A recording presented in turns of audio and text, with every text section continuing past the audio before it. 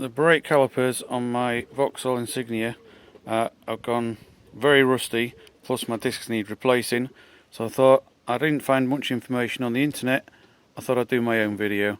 I've already clamped off the brake line there because it's going to be easy to clean up the calipers off the car. Unbolted the caliper, just going to take the bottom off here, and then that should slide out. There we go. And then I'll remove the pads because I'm replacing them anyway. I'm going to replace the disc or the rotor if you're listening in America, and then I'll be taking off this bracket here.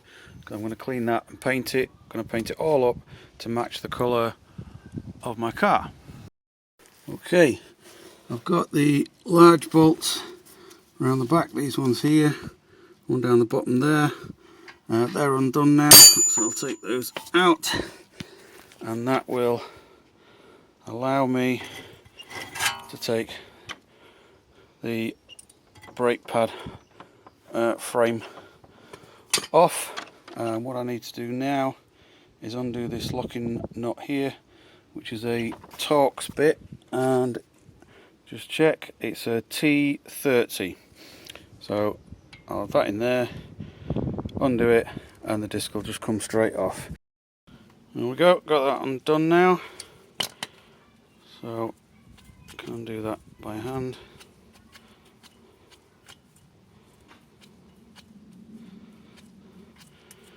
It's only just to hold it in place. It's actually the wheel nuts that hold the actual disc onto the hub.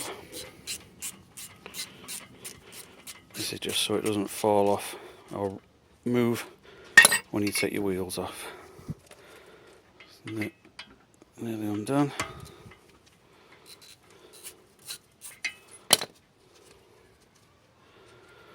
There we go. That might be stuck on a bit, and because I'm replacing these anyway, I can be a bit rough.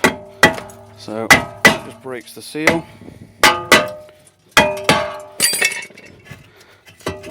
And then that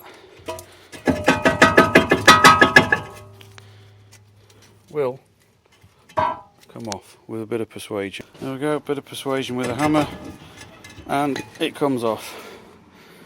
As you can see, they definitely need replacing.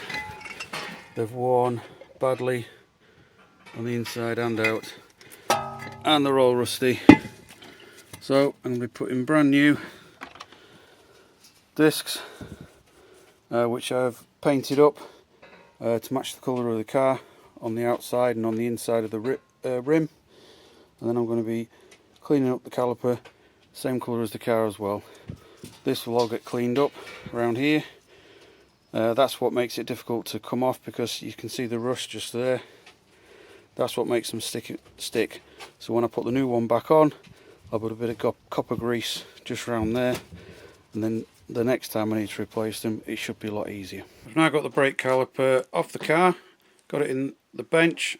It's going to be a lot easier to clean up in the bench than it would be on the car. First thing I need to do is use this device here, which is, you see the fluid coming back out. I need to push the piston back down because the new discs are obviously a lot thicker, and also the new pads. Plus what it's also going to do for me is push the seal further back, so while I'm it's going to enable me to clean the caliper a lot better. All I'll need to do is, when I put the caliper back on, put some fresh fluid in and bleed out the air. I'll show you that when I get to it. Right, that's pushed all the way down. What I have got is just a bolt which is the same thread where the brake hose goes in. I'm going to keep that in there because I don't want any dirt getting inside of the piston. Plus I'm also, where the bleed nipple is here, I'm going to cover that in tape so that I don't damage it or get any paint on it when I do actually get to that stage.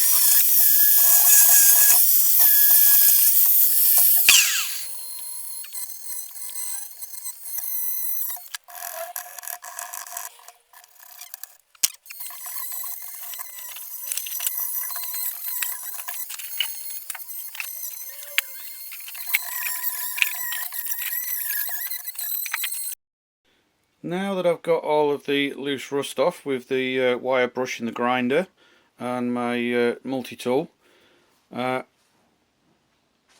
not smooth, it doesn't necessarily need to be, it's a casting after all, but it's loose so the paint will stick. But what you do have to do is give it a really good spray with brake cleaner to degrease it. So otherwise your paint is just not going to stick very good at all. Now that we've cleaned the brake caliper with the brake cleaner, next thing to do is paint it with high temperature paint. Got this one off eBay, it's the same colour as my car. Didn't want it to do it in a bright colour. It's not a sports car, I don't want them to stand out, I just want to make them look tidier. So here we go.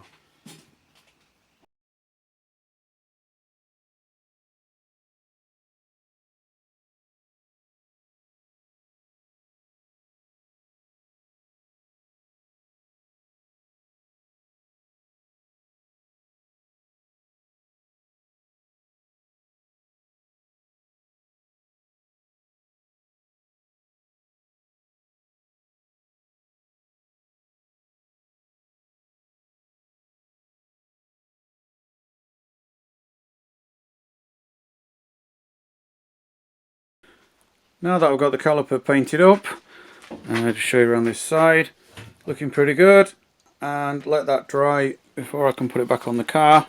In the meantime, I will clean up the caliper bracket which holds it onto the hub, which also holds in the brake pads. And if you look here, we have the spring clips here that stop the pads from rattling. These are ones off the other side. I've already cleaned up, ready to go back in. I'll not show you the full process because it's exactly the same as what I did on the caliper. It's time for reassembly now. I've cleaned up the dust guards on the back here, just given them a coat of black paint just to freshen them up, and also around the hub I've painted copper grease all the way around the edges, making sure you get it back there because that's usually where it sticks. And just lift the disc on. They are quite heavy.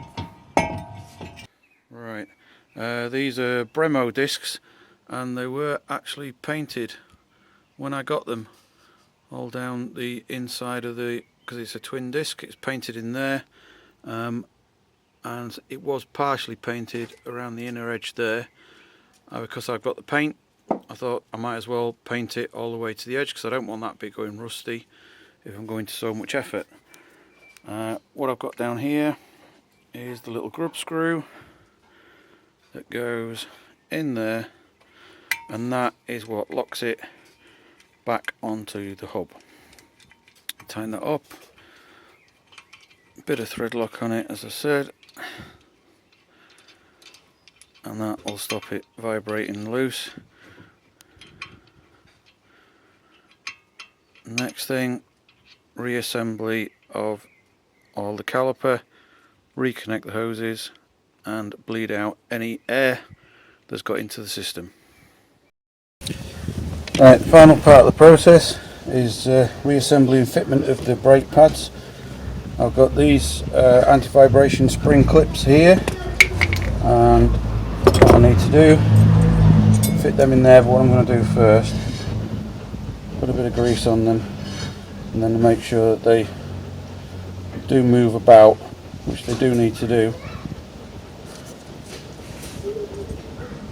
Not lots, just brush a bit on, and that just stops any squeaks. Push those in, and the same at the top.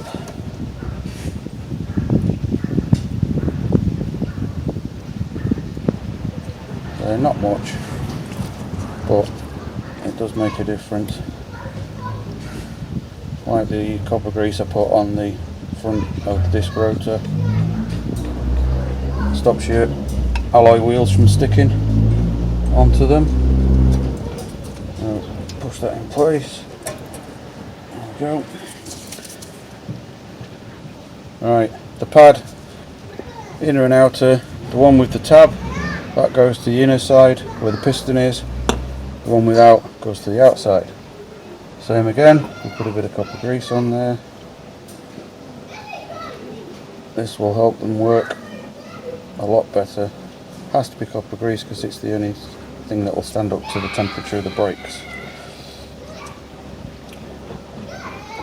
We slot them in. It should be a snug fit. There we go. And the same on the inside.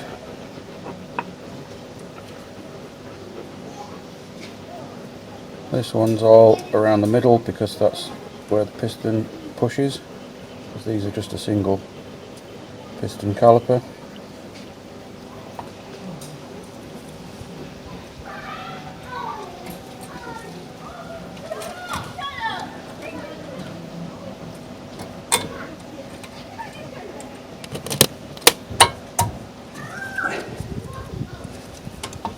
There we go. I've already pushed the piston back on the caliper so it will fit on nice and neat. We've got some thread lock bit on there before we put the bolts back in. One at the top, that in there. Get it in loose first.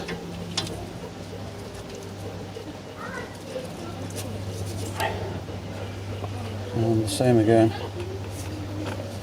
for the one at the bottom.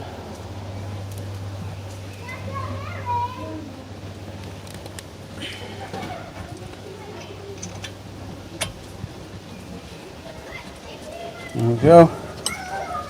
You need a 17mm and a 14mm. 17 on the inner lock nut, 14 on the actual bolt. We'll tighten those up.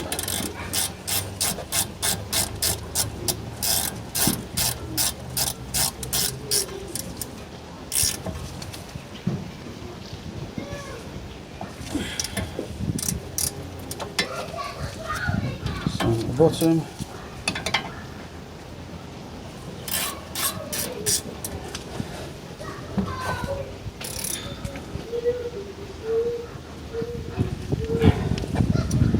There we go. The next job will be bleeding the brakes because I've had the calipers off. Get any air out of the system. Shouldn't be a lot because I had the crimp on the pipe right at the end. And then good to go. Get the wheels back on and try the brakes out. Final part of the process, bleeding the air out of the system. I've got my 10mm spanner on here. I've got my bleed valve which has got a non-return on the end so that when you push the air out it doesn't go back in. I've got somebody in the car with the foot on the pedal, so you just have to loosen it off. You see the bubbles going through and into the can, and if we lift off the pedal and press down again, that's looking pretty good. There doesn't seem to be much air in that system. And again,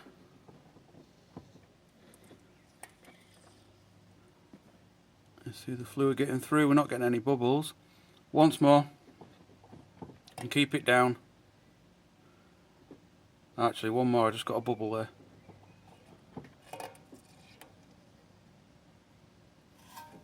Okay, and we tighten it back up. Okay, release the brake. Press down again.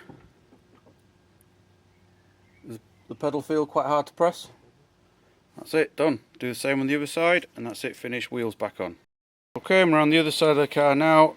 Last part of bleeding the brakes. One thing I haven't mentioned yet is the brake reservoir. Obviously you're bleeding out the air, that's got to be replaced by fluid. You need to make sure that that's topped up to the maximum level. My car needs .4, which I think most modern cars do. and just make sure that that stays full, but not over full, obviously. Alright, thanks for watching guys, subscribe, keep your eyes out for more videos.